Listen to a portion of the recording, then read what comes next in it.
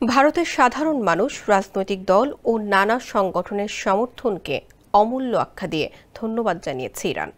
ইসরায়েলের সঙ্গে যুদ্ধবিরতির পর বুধবার দিল্লিতে অবস্থিত ইরানি দূতাবাস এক বিবৃতিতে এই কথা জানায়। তাতে যারা ন্যায়ের পক্ষে এবং ইরানের সার্বভৌমত্বের পাশে দাঁড়িয়েছেন তাদের প্রতি ইরানের জনগণ কৃতজ্ঞ বলে উল্লেখ করা হয়।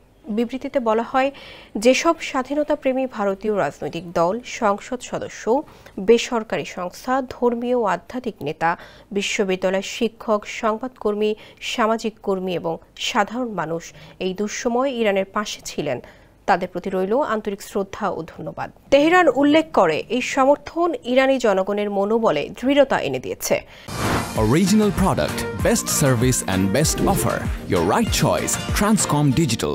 তারা আরও জানায়, হামলার সময় প্রকাশ্যে বিবৃতি, শান্তিপূর্ণ সমাবেশ এবং সামাজিক মাধ্যমে বার্তা ইরানের জনগণের সাহস ও দৃঢ়তাকে আরও শক্তিশালী করেছে। তবে ইরান ভারতের সরকার নিয়ে আলাদা কোনো মন্তব্য করেনি। বিশ্লেষকরা মনে করছেন, এই নিরপেক্ষ অবস্থান ভারত ইরান কূটনৈতিক সম্পর্কের ভারসাম্য বজায় রাখারই অংশ।